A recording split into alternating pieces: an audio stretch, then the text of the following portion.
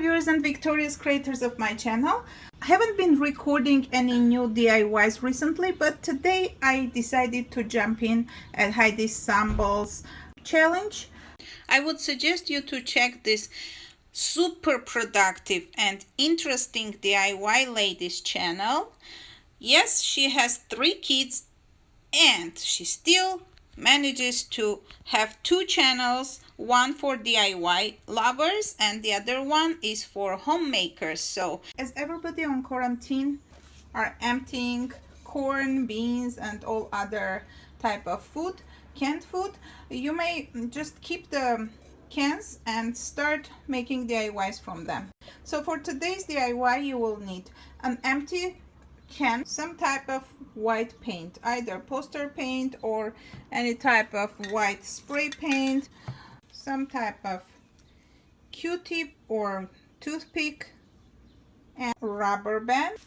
Either you have to find a star stencil or you may just draw a star by hand. You will need tape or masking tape, preferably blue color. If you can't find the white one, they sell the narrow one everywhere. You will need some red tape, and I found this duct tape. You will need scissors, some type of sponge or brush. This one I DIY'd, by the way. You may find these ones in a pack. So let's start. For the beginning, we are taking the empty can, attach the tape from the top. So after you went around, you are cutting here.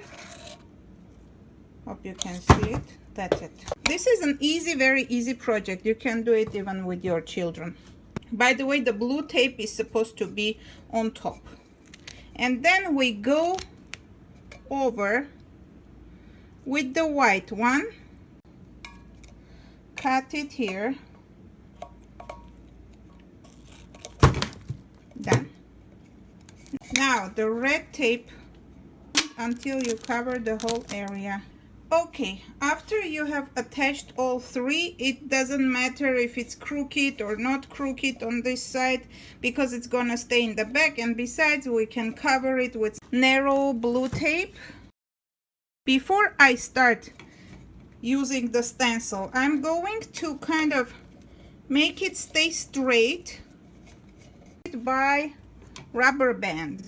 Make sure that the star is in the middle of the blue tape, like so. That's it, so it doesn't go round. Adding a little bit of paint on my sponge and add the paint on top of the stencil, and then I'll show you the end result, because I didn't want to wait. See, I messed up here. Using my nail polish remover just to remove the extra from my star. I guess it would be better to just paint a star by hand instead of torturing yourself. This is a trial and error process, so I thought that it's easier to do the star with the Q-tip by taking the paint from the bottle and just painting a star there, like that. What is this called? Infinity marker or whatever. It's silver color, so I'm going to correct the borders with this, because otherwise it looks like a flower more than a star. After I'm done, I will show you where I'm going to place this and what am I going to use it for. Here is my final DIY flower pot. Hopefully you like it. I decided to make 4 stars on the blue tape, and as you can see, it looks perfect with my other decor items on my cupboard. I used female and male unicorns, and the flag is symbolizing the independence, and the palm tree is there because I live in California. I have dwarf palm as well here, and I have other flower here that has some type of pink veins on the leaves. And here is how my cupboard looks with the candles on. And as you can see, I placed the red candle inside the lantern. The blue and silver ones are outside.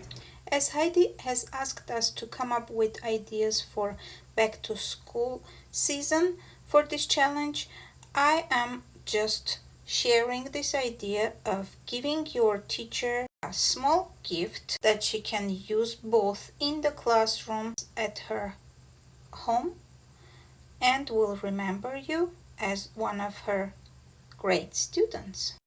If you like this, please don't forget to put your thumbs up and subscribe to my channel for the future videos like this one, for collaborations, DIYs, for cooking and baking videos.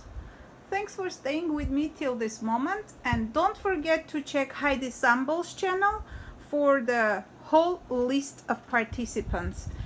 I am thankful to Heidi for putting together all these DIY challenges and hope I can still participate in the upcoming ones. See everybody in my next video. Love everyone. Bye bye.